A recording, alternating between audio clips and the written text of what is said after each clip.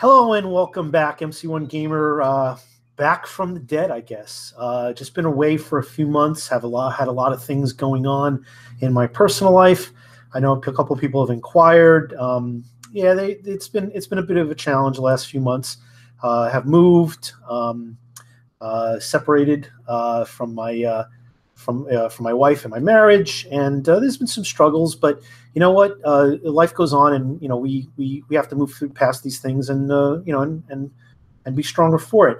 So that's what's been going on. That's where I've been focusing on a new job, transition to a new place where I'm living. I'm trying to work out the details with how I'm going to manage things going forward with my family. So with that all in mind, that's one of the reasons why I've been away. I know a lot of people have been inquiring. A couple of them were really concerned, and I appreciate that very much. But I'm still around. I'm still alive and kicking, and I'm looking to start putting out some additional content for Warhammer and for a number of other games too. So it's not just going to be Warhammer. I'm going to be exploring some other things. I've been getting into role-playing games as well. But we'll see. We'll see what kind of content we put out. Obviously, the cornerstone and the majority of what I've got, what my interest is in Warhammer. And sure, lo and behold, I was going to do a update of the channel today or tomorrow, and this huge news comes out about the faction that is probably clearly the primary faction that I play, which is the Death faction, which is been way underappreciated for quite some time and needs some updates. So it's nice. We've been hearing about this for a long time. It's nice that GW's finally, what looks like a really full court press with an entire campaign, a new battle tome, and what we don't know for sure, but there's a kind of allusion to it in some of the notes. Some new potential model releases, units or whatnot. And I have some theories on this, and that's what I'm going to do. I'm going to do a bit of theory crafting. I'm going to have some wish listings, certainly, but I'm going to have some ideas on what I think is going to be happening. And I certainly like to hear yours, and we'll know for sure in short order. But in the meantime, we can together try to flesh out and figure out what we can expect and hope for the best, because while certainly there are plenty of other factions and sub-factions that could use a little bit more attention and are waiting their turn, specifically anybody who plays any elves. Completely understand that. We'd love to see an overhaul of the dwarves. We could see we've seen a lot of love for destruction and for chaos, certainly plenty for order as a whole. When it comes to anything Stormcast or whatnot. But Seraphon got some nice updates in GHB 17, for instance. But Death, at first glance, when I looked over the books for Death and for some of the new factions for GHB 17, there are certainly we got some new love and some. What I mean by that, we have allegiances, we have new powers and abilities, new ways to build lists. These are great things. But in terms of the competitiveness and the capabilities, they did fall short still. I mean, we can't really, as a Death faction, stand in with the top tier competitive list. Now, if that's not your concern, you don't care, great. Most of the time, I don't. Obviously, I play some tournaments, but I do play a lot of casual games too. But when you're going to a tournament, that's a knife fight. You're going for the jugular. There is nobody's giving any quarter. It's a struggle to win. And there are really good lists, and I've had plenty of people on, among them, Tom from Warhammer Weekly, to really analyze lists, to really see what's out there in the top tier and what's competitive and what's at least reasonably competitive. Because there are certainly things that are in the tier 2 and 3 category that, with a good general, you can win and achieve. And I think that's kind of where I've been, achieving an above average status, winning some local, and regional GTs, placing very high on the national level. But with Death, in many cases, an unoptimized and non-top tier list, because I bring what you have painted in most cases, so you can get some good scores for all around. In any case, it's an uphill battle, and hopefully this new Legions of Nagash will be a little bit of a change. Now, We don't know. We don't know what's going to be. It could just be a lot of fun. It could just be some really cool ways to redo lists. It might not change the competitive landscape. A lot of the videos I've done in recent history have really kind of talked about how things like Kun and Ruck and variety of different the Stormcast lists. There's a bunch of them that have been major. I think there was the Warriors oh God, I can't remember, list that was a big one for a while, the Vanguard list, where Seraphon stands. That's actually a video I'm looking to put out sometime in the near future, because they've definitely increased their capability and risen up. They might not be absolutely tier 1, but they could be in very near to that. And of course many chaos lists that are top notch. Any of the quality Zinch lists. Oh, and I should go back to like Fire Slayers. They very high achievers. These, I've dissected these with other guests and talked about how to build some of these lists and talked about how competitive they are.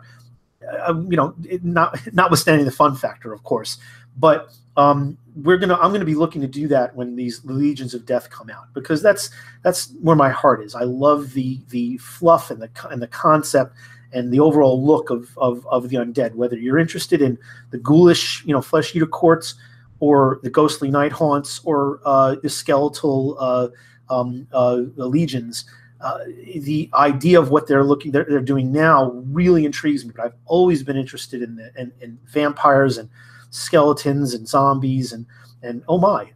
But that's something that I was just interested in because I wanted to play more of a bad guy faction. I love the good guy stuff too, because and that's why I used to play Bretonnians and in some cases lizardmen and elves, various elven factions. But when it comes to the one that really kind of resonated with me, I just like the idea of that dark and sinister army that may have a couple of components that were really, really tough, but for the most part it was the masses, or just they had special interesting abilities, that they were resilient, they could rise back up, and they could wear you down. And I like that game style, that gameplay. Some of it, when it was in the open days before the GHBs started coming out, the General's Handbooks were a little bit off the rails when it comes to things like summoning. They needed a little bit of a reorganization, a kind of a restriction, because it was just too crazy. And a lot of us that were playing Age of Sigmar from day one know that and understand it. And that was some of the biggest criticisms, as well as the fact that it was very little structure, and a lot of the open play was really just by the seat of your pants. There's some good stuff, so I think that we lost there. You still can play and you still can enjoy. When it came to match play, that changed a lot of things. That reorganized what the balancing tiers were, what the order of power was. When you sit down and play like a 2,000 point game, who has the capability with with all other things from the player standpoint being equal, what lists have the capability to do better overall over the course of, say, the 6 different new scenarios, as well as maybe even the 6 from the original General's Handbook. I would imagine a combination of all 12 of those would probably be something that people would consider for a tournament, just to make things interesting. But I think a lot of the tournaments are just using the new 6 one, the list of 6 in the JHB 17. Even so, what lists, what are interesting, what are competitive. I've always looked at it and said, where's Death stand in that? And I think they've always stood in the upper middle. There's been very few times when they've been in the upper tier. I don't think there's been any times when they've been at the bottom. But in terms of just the power structure, I think they've been in the above average category, but never in the there's never been a real shit kicker list. I've actually played a Nagash list recently that I didn't create it, but I stumbled upon making it, I guess, coinciding with other people, which was a Nagash centered list that had Neferata to make Nagash just a behemoth with a lot of other smaller zombies and other things to maybe some characters before the new JHB 17 that can actually help buff him or you can take their spells or heal him. I like putting the Mortis engine in there and letting him do the work. That's changed with the new GHB 17 and the new scenarios. It's not really as effective. But you look at things like Soul Blight and the really good elite fast moving army, but doesn't really have the volume to compete.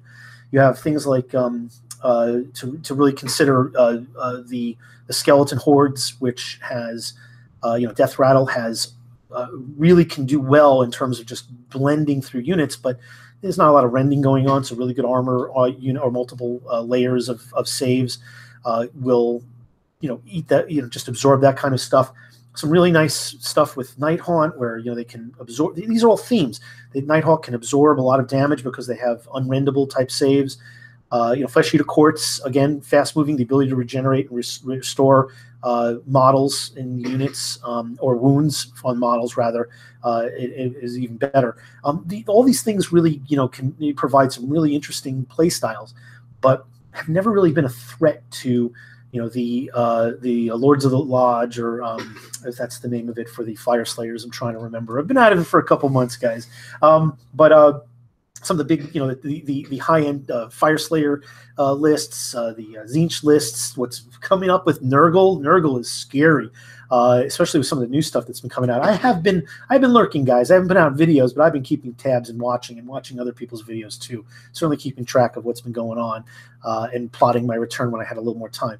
So what I want to do now is, with all that stuff that we're looking at, let's take a look at what's been released today. I mean, a couple people put out videos and have talked about it, but I want to get into it. And guys, my videos aren't short, so if you haven't already started putting out your painting pots and getting your brushes ready and trying to just do some work, you might want to do that. I mean, this is not going to be multiple hours, but I'll be here for probably another 30 minutes and just looking at maybe at least 15, and looking at what we've seen so far with the Legions of Nagash, what's been revealed so far, and how we might be able to possibly try to predict what that means. So if I can remember how to do this properly, let's see if I can. I'm going to try and save. I'm going to try and share, rather, this desktop, and hopefully that worked, and I think it did.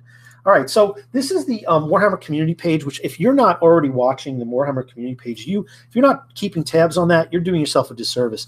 There's a lot of information that is extremely just very timely, and this is where you're going to get a lot of your news. Yes, there's the Facebook page.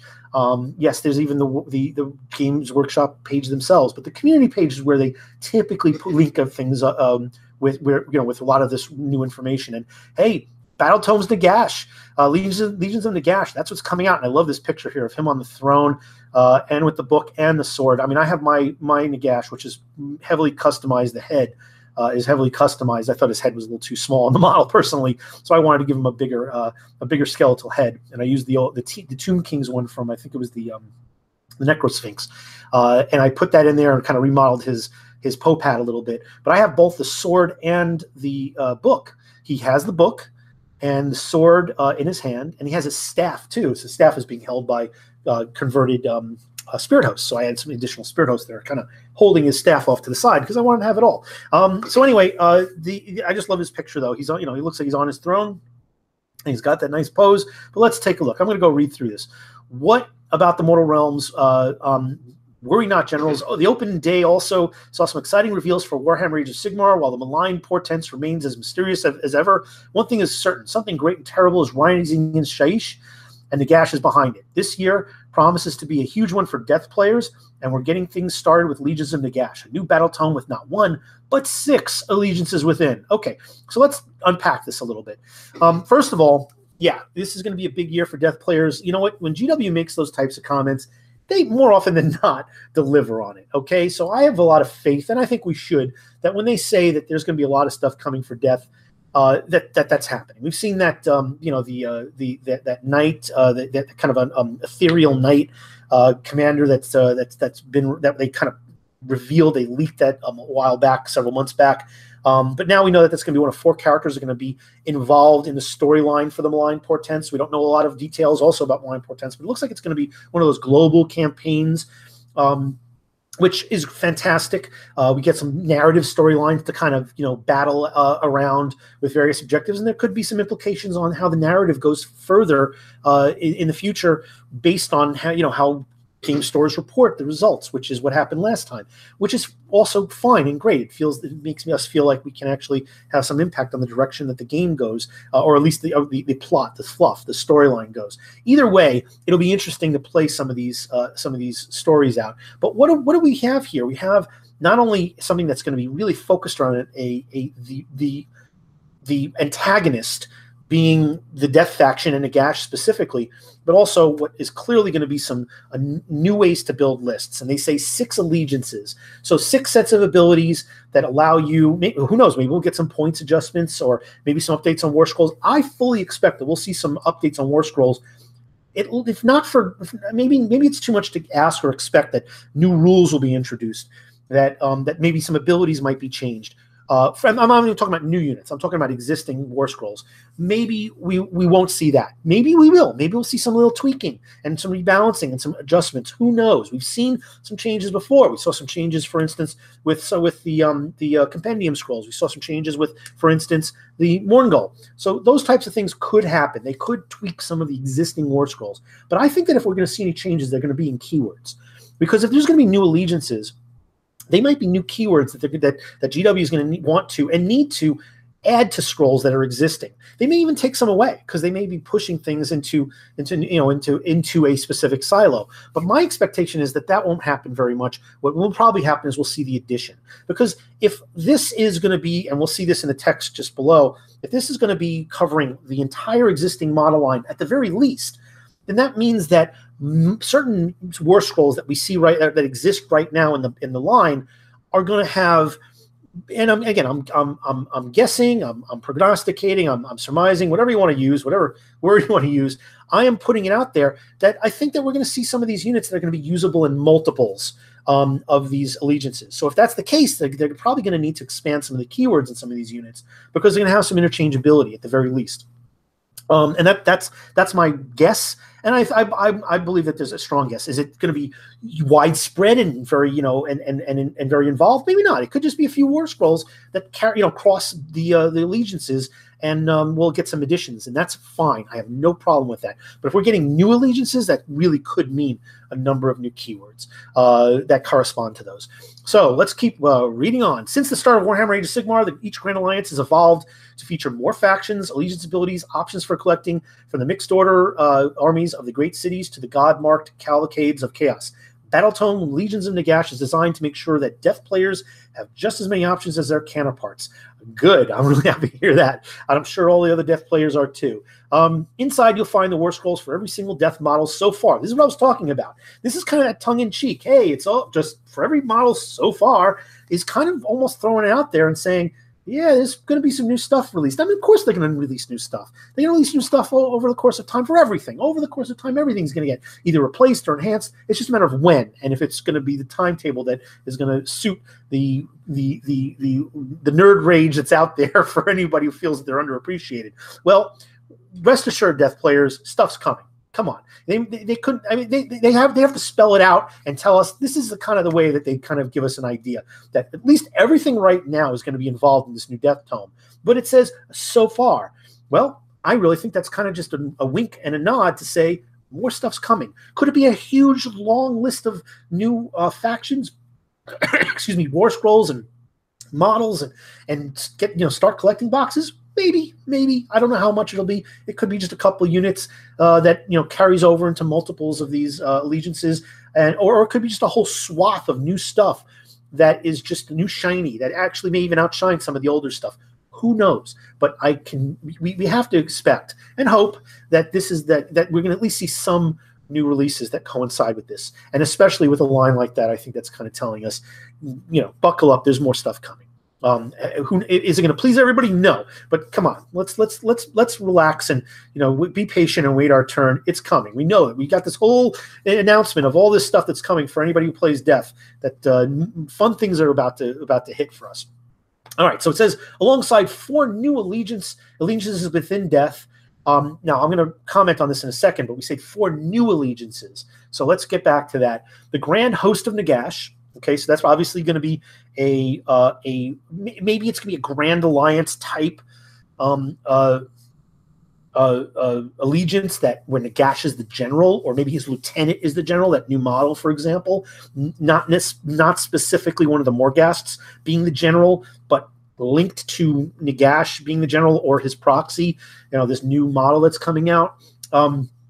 Because maybe you don't want to play Nagash. He's a lot of points. But in any case, that's what I think it's going to be. It's probably going to be something that really encompasses any of the death models, which is kind of like what Grand Alliance is right now. But with new abilities, with new allegiance capabilities. I would like to think that if they're going to do that, that they're going to give some thought, and I hope this is the case, to how much points Nagash is and how much his capability is neutered in match play by things like the rule of one. Like, for example, you have a limitation, as everybody knows, in summoning, where you can only summon up to the maximum points that you have for the total of the game. So if you're playing a 2,000 point game, you're only, if you want to summon, it's got to come from that 2,000 point total. Well, maybe Nagash breaks that. Maybe Nagash gets a bonus. Maybe Nagash, when he summons, gets, for the points that you put aside for summoning, twice as much. Who knows? I'm just throwing stuff out there. We saw stuff like this in End Times, and in 108th edition, we saw stuff like that.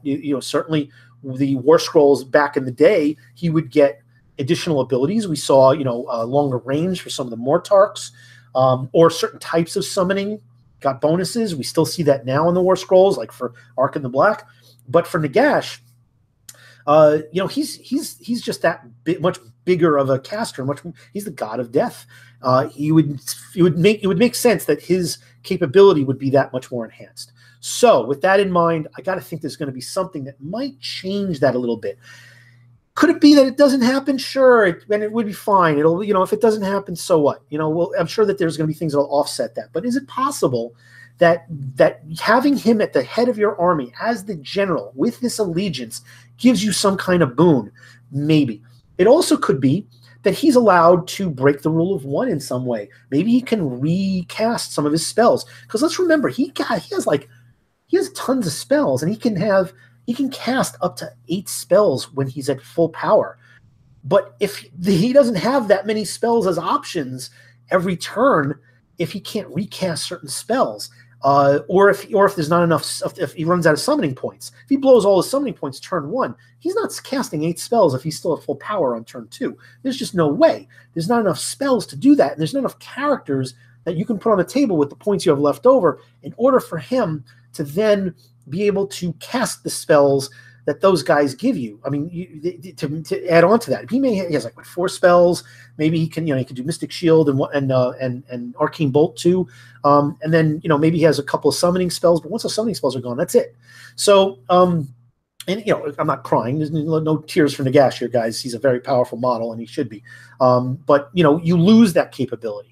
And I would like to think that maybe they'll restructure that in some way. They'll find a way to make it usable and make him worth his points more. Now, I don't think he's not worth his points. I have some thoughts on maybe he's 800 points is still maybe a little too much, but it's a whole lot better than 900. I'm really happy that they dropped him. Even that 100 points was a big deal as far as I'm concerned. It opens up a whole new set of possibilities in terms of list building. I think he's far more effective in that way. But it could be that this allegiance is what's going to give him some additional powers and capabilities going forward. The next one, Legion of Shadows, Legion of Sacrament, Legion of Blood. Okay, so Legion of Shadows, it says in the text, but it says Legion of the Night at the bottom. I think these are, and a lot of people have been talking about this, and it says it right here. These are in line with the 3 Mortarchs. So, Legion of Blood is probably Neferata. Legion of Sacrament, I don't know, is that Arkan? Legion of the Night, is that what's his face, the vampire? Oh god, I'm having a brain cramp. Oh god, it doesn't matter. It'll come to me probably after I finish doing the video. But I can't believe I'm actually having a brain cramp and not remembering his name. What craziness. Anyway, either way, the bottom line is that these are going to coincide with all these as being the leaders. So if you play Neferata, she's going to be your leader. It won't be Nagash, and then the allegiance's abilities will coincide with her. I really hope they make the Morghasts a little bit more resilient if that's the case. Because anybody who's played with any of these Morghasts, they're fairly crunchy. They can get really beat up by some of the bigger models and some other things that are in commensurate points to themselves. They don't last very long. I've had Neferata, even with her Twilight ability, drop in one turn to a Tzeentch opponent. I've had Arc in the Black get wiped off the board by concentrated firepower in a couple of times, from cannon fire to just elven bow fire. I saw, and this is not hard to imagine, Skaven just ripped him apart. I mean, I played all these Mortarks, quite a few times. They're not that resilient. I'd love to see something that gives them a little bit more buff, a little bit more hanging power. And the reason why is because they're apparently going to be the cornerstone of these sub-factions. Now, I'm going to guess here that you include them, and then this unlocks this stuff. Or maybe you don't. Maybe it could be a situation where if you pick one of these allegiances, you're getting a series of powers in that silo, in that focus, but you don't necessarily have to take the Mortark. Who knows? I'd like it if it's linked to the Mortark. I would prefer if that's the case, because it would be more fluffy and more appropriate and be more reason to put those guys on the table. But what I would not like is to see them, everything be hinged upon them, only to see that the general, the Mortark, drop in turn 1 to an alpha strike.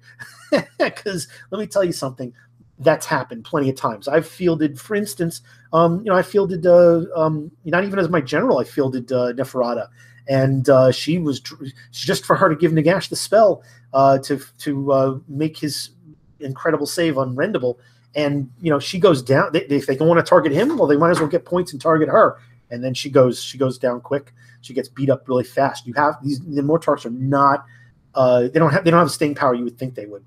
Manfred, yes, I knew it would come back to me. Manfred, Legion of the Night, Legion of Shadows is Manfred, the one that everybody hates. Well, you know what?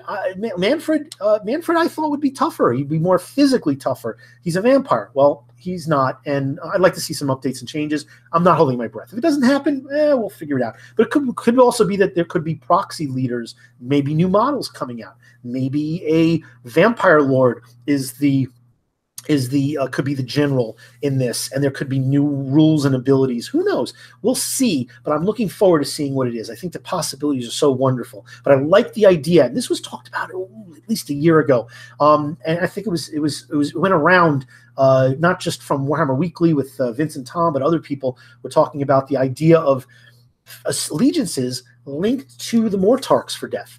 And here we are. We have it. We have 4 allegiances that are going to be focused on the themes underneath and applied to these Mortarks. So we've got to believe that that the vampiric nature of Neferata is going to have a huge impact in terms of Soulblight type models. Arkan, Death Rattle. I know he's a vampire, but it would stand to reason that maybe the Flesh Eater Cordish vampiric characters and model line would fall under the umbrella of Manfred, and if not, he could just be more Soulblight stuff.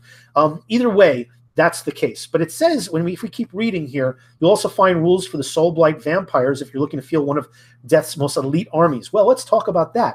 As they said, 4 new allegiances, but there's going to be 6 allegiances in the book. So we got to assume that there's going to be some additional allegiances from the maybe from the General's Handbook that just came out recently. Maybe we'll see the Night Haunt. Maybe we'll see a Soulblight, just a little bit more detailed, including more, maybe whatever new models there are, including more with maybe some keyword changes and additions to give some more depth to those factions, open that up a little bit more. Because one of the things that we've seen with Soulblight, again, is that they fall short a little bit. They're really fast. They're great for getting across the table, extremely fast, hitting hard. But can they take the hit? In some cases, yes, but there's just not enough models on the table, because we're talking about an elite force, which is expensive and just doesn't have the model count, and certainly can't override, the volume, the quantity with the rules for taking objectives that some armies have. So it's really fun to play Soulblight, but they do have some detriment when it comes to match play in terms of being able to compete with certain lists with certain scenarios. So maybe we'll see some opening of that. Maybe we'll see some expansion on that. But maybe we'll just plainly see a reprint of what's in the General's Handbook, at least that one, and maybe one other. My guess would be we'll see Soulblight and Night Haunt with some slight modifications. Okay, next. If you would rather have an army formed from multiple facets of Nagash legions, there are also rules for those who pledge themselves more generally to the powers of death. Hey, maybe we'll see just as the two additional ones, Soulblight and Grand Alliance Death. Maybe those are the other two allegiances, sets of rules, because they did say we have 6 allegiances. So maybe if you're just taking Grand Alliance Death, you have a huge array of models that you can pick and choose from, but these are the rules for that allegiance. Now, that is in the GHB 17, but we got to expect that they're going to modify that a little bit in some capacity. Okay, so moving on, we're going to go scroll down a little bit. All right, the particularly devout among you may have spotted that each of these corresponds to the Mortarch, or Nagash himself. Yep, we did. And each allegiance, while using a mixed pool of death units, will feature its own unique in-game mechanics and abilities. Yep, that's what allegiances are. Okay, it's not just rules either. Inside, you'll find your guide to the realm of Shaiish and what everyday life is like for denizens of Nagash. From the serried ranks of this death rattle skeleton cutting lumber in the woods. Let me just the woods of Kuristenia. Let me just think about a horde of skeletons cutting wood. I'm just trying to imagine what they would need to cut lumber for. They don't need to keep warm. If it's building that they need, why bother with wood? I mean, okay, maybe you need wood, but stone. Maybe the magic is carving out the rock and creating whatever, pyramids or ziggurats or whatever that the undead are living in, or just carve out the tunnels underneath. But I'm trying to think of why they mentioned cutting lumber in the woods of Karistenia. Is it to keep those that are still alive warm? Maybe, because what they say next is to sinister cities where the living and the dead dwell alongside each other. What does this mean? Well, let's talk about that a second. So zombies are basically dead humanoids. And same thing with skeletons. They're just a little further dead, I guess. They're a little drier. But there could be cultists, those who worship the god of death, those who wish to become an ethereal creature or maybe elevate and rise up under the appreciation of Nagash and his Mortarchs and other lieutenants, and move up the chain. But they start off as being converts, migrants, those who've decided to enter the realm of Shaiish and devote themselves to Nagash. But they're still alive. And of course, Nagash, he's fine with that, I'm sure, because this is future souls and future spirits for his armies. He's going to cultivate these guys and probably make them earn the right to die, to be undead. Maybe that's the case. Who knows? We're going to find out. But this is interesting to speculate with the idea that they're straight up saying that this is not just a land of spirits and animated corpses. There are living people here. So there's the reason why maybe the masses of skeletons are out there cutting lumber, because look, they don't have to be fed. They're not going to get tired. They don't need to clock out and get some sleep. They can toil endlessly to do all the mundane tasks. And if you have these people that are coming to serve the cause of Lord Nagash, and they're living, well, you're gonna aid in that purpose, because that's helping you. Nagash just wants those souls. He wants that to feed on and to increase his power and influence. Well, the rest of his minions might as well help out and make it worthwhile for those new converts to come and populate these lands. I did find it interesting that Karstenia is what it's called. The woods of Karstenia. A little throwback to the Karsteens from the old world, which is really cool. I'm really happy to see that. Either way, some interesting stuff. That is the end of the kind of the details that we've gotten regarding the Legions of Nagash. We do not know when it's coming out. All we got is coming soon. I think it was at the end of one of the videos. So let's make a guess here. We've got a whole list of stuff that's being released for Nurgle. that is, first of all, great sculpts, awesome. Getting, I don't want to talk too much about that. Of course, plenty of people have talked about it already, but great stuff that's out there for Nurgle. Really exciting. But once that stuff's released, and once we get a date on when the Malign Portents actually is beginning, we're going to guess, of course, it's going to be springtime into summer. Who knows? It'll be like a 6 or 8 week run with some implication on a global level, tallying up, the various regions on how the factions are doing. That will further the story, the narrative.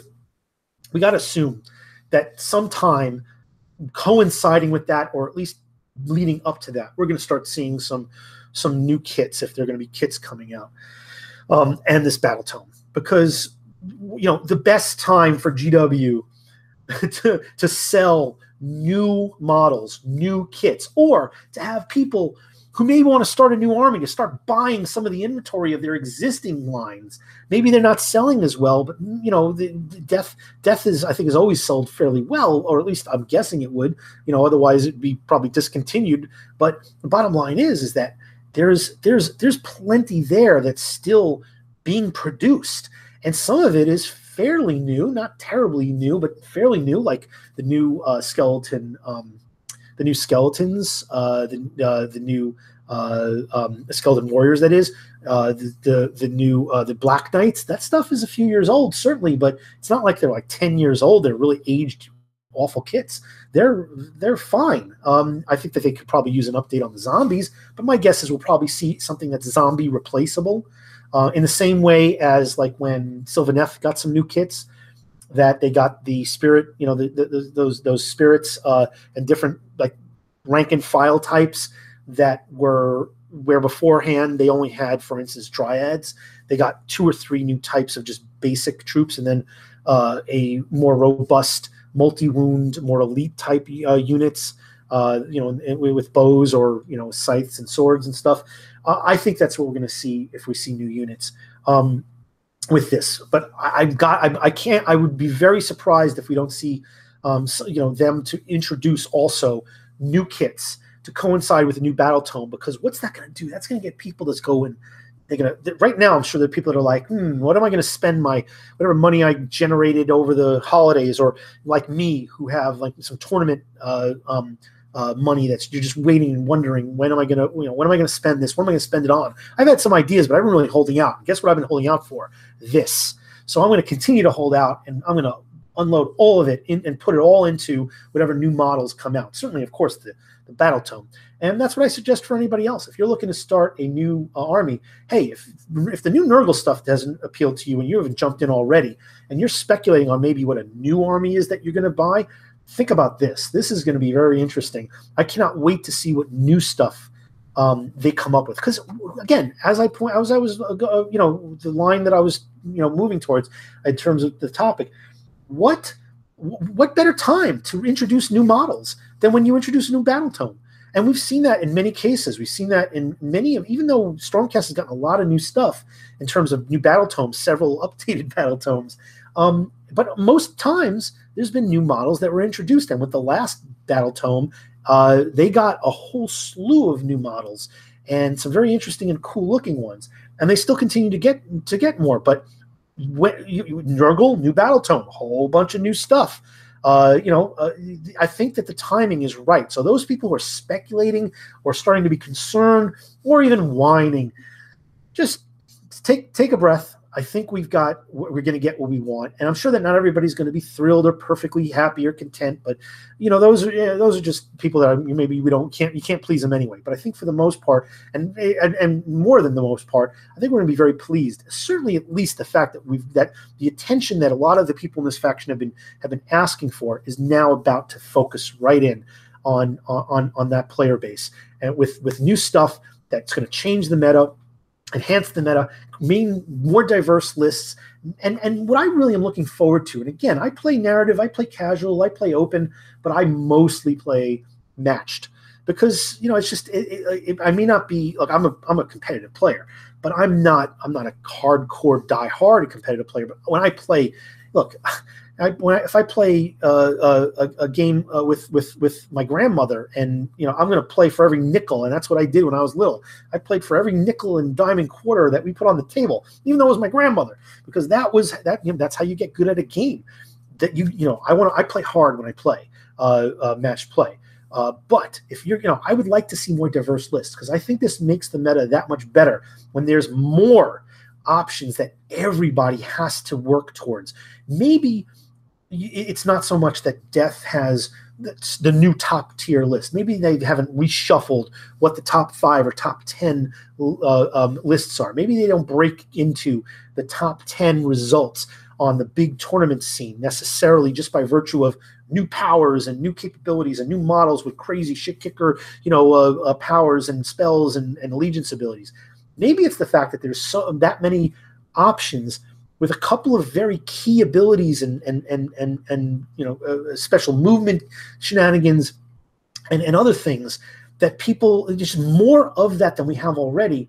That means that you have to build your list to address that. It could be as simple as that in ways that we haven't predicted yet, in ways that you don't have to have an ability that absorbs multiple layers of mortal wounds to deal with, Skaven and Tzeentch, or crazy, modifiers to spells so you can dispel or either unbind all the crazy spells that can be dished by certain factions, or whatever. The point is maybe it's just that because there's just another element that has been introduced into the game that changes what all the other lists have to do and include. That they then have to make those choices, and that changes the way they build their list to accommodate that. Where did we see that? We saw that with the mobility that came up with Sylvaneth, with all the new movement shenanigans that they had that was corresponding around the Sylvaneth Woods. We saw that with Tzeentch, with the quickness that they brought in, but with all the different things that they have, as well as with the ability for them to dish out mortal wounds. We're seeing it with Nurgle, with their ability to absorb mortal wounds. These types of things as themes for these armies can have an impact. It could be we see that all the time with one of the biggest ones was Stormcast. When the Warrior Brotherhood was able to do an alpha strike because they had the lowest deployment count, and they could teleport in on you and alpha strike you in turn 1. What did that do? That changed how people deployed. They had a bubble wrap in a certain way to prevent that from happening. Well, there's a lot of other ways to alpha strike now, but the bottom line is that if you didn't take that into consideration, you lost probably one of your best few assets on the table before you got to do anything else, because they got first turn. And they blew your stuff off the table, and then you learned really quick that you had to create a buffer line or areas of deployment that prevented them from teleporting easily in. Those are the types of things where just one mechanic, one ability, or one unit that can give that to others really has an impact on the game. It doesn't have to be something grand across. It could be something specific that one or two things that this new battle tome introduces that then forces all the other armies to rethink how they build what they build, because that one time that you face this army, you're not going to be ready for it. You're not going to be capable. That is what I want to see in this battle tome. I want to see, I don't care what it is. I hope it's something new. I hope it's something unexpected. I hope it's something that we haven't seen before. I hope it's something sort of like what we see with the Nighthaunt, where the creatures, the units can just pop up. There's a new deployment capability, a new movement capability, something along those lines that really forces the enemy to change what they do. It doesn't have to be so much that we get such new grand abilities or so many. It could just be a few new things that they have to really, that makes everybody else change what they do, and then that can change the meta across the board. So that's what I'm hoping for. We'll see. Let me know what you think. Let me know what you guys think we're in store for. What you and I'm not just talking about wish listing, but some real thoughts about, based on what you see historically, based on the information that we've got so far. And if you want to share with me and with the rest of the audience on when you think this is going to hit, I'd love to hear your thoughts about that too. I'm thinking springtime is when it releases. I think we're going to start seeing some previews in the next several weeks, or maybe in the next months, maybe over starting February into March. That's my guess. I think what we'll do is we'll know if we don't actually have a release date. I think we'll know probably around the time coinciding with maybe Adepticon. That's what I'm hoping for, and that's what I'm sticking to. And when we finally find what that is, then we'll be talking about more of it. So have a great day, everybody. Thanks for tuning in, and thanks for sticking with me and keeping in touch during my kind of semi-blackout period. I will be back with more content and more unlockings too. Have a great day, everyone.